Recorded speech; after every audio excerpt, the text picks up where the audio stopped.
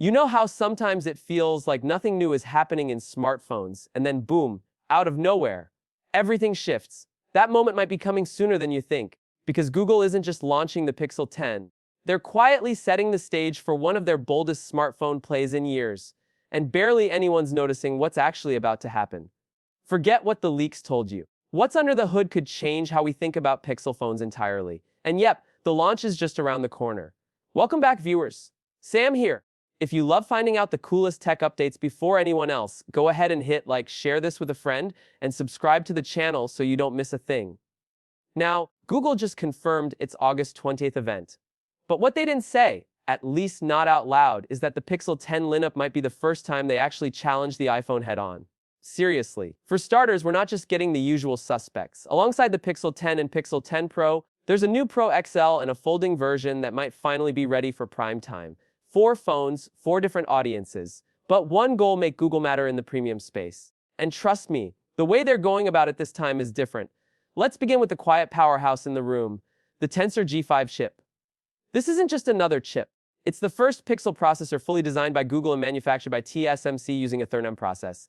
That's the same tech Apple uses for its most powerful chips. Smaller transistors, less heat, more efficiency. And here's where it gets interesting. Since Google built the whole thing themselves, they've hardwired it for AI, camera processing, and battery smarts on their terms, not Samsung's. It's the kind of shift that doesn't look flashy on a spec sheet, but could completely change real-world performance. But here's the real twist. This chip isn't going in just the Pro models. Every Pixel 10, even the base one, gets it, and that's a first. And the base model Pixel 10, yeah, this thing might end up stealing the spotlight. For the first time ever, it's getting a triple rear camera system, including a telephoto lens. That's been locked behind a paywall since the Pixel 6 Pro.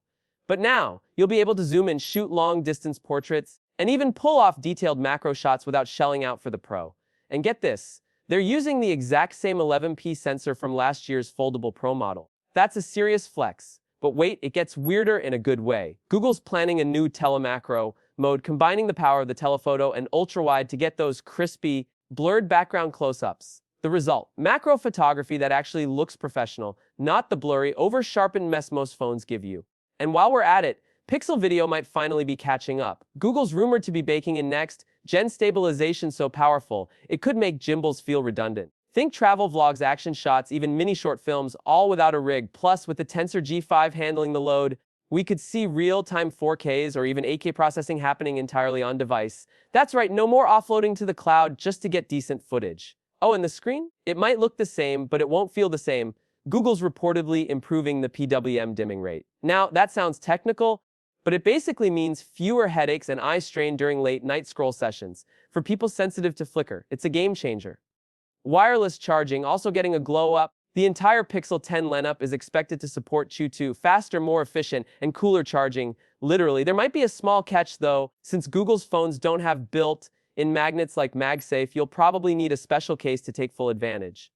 Still, it's a solid move forward. But none of this matters if the battery doesn't hold up, right? Good news there too.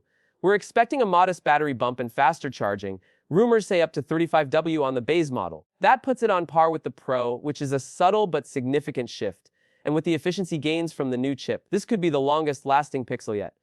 Now, let's talk AI, because Google's not holding back this year. The new Pixel phones will come loaded with Magic Q, a generative AI assistant built on the latest Gemini models. It's not just a voice assistant, it's a predictive, context-aware system that understands how you use your phone and helps before you even ask. Picture this: you're texting a friend about weekend plans, and without even prompting, your phone pulls up weather, location suggestions, and your calendar, all locally, privately, without needing to upload anything to the cloud. That's the kind of AI integration we've been promised for years, and Google might actually be delivering it first on the Pixel 10. But with all this talk about the Pixel 10, what happens to the Pixel 9? Well, here's the awkward part: it's basically identical on the outside. So yeah, if you're hoping for a visual refresh, this year's not it. But the internals, that's where the leap happens. The Pixel 9 Pro and 9 Pro XL will still be great, especially once the price drops post-launch, but they're going to feel like placeholders next to the 10. The 9A, on the other hand, is in a weird spot. It's still a killer deal under $500, and if budget is your Day 1 priority, it's hard to beat.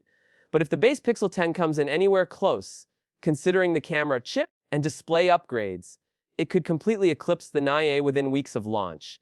And let's not ignore the wildcard price. We've heard it might go up this year, and honestly, with everything Google's packing in, that makes sense. But here's the smart play. Wait.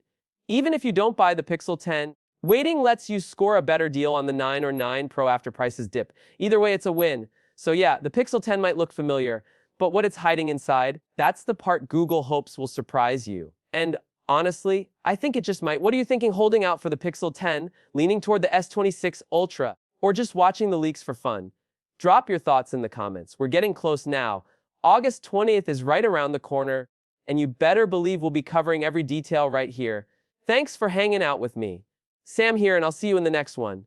Hit that bell, and don't miss what's coming next.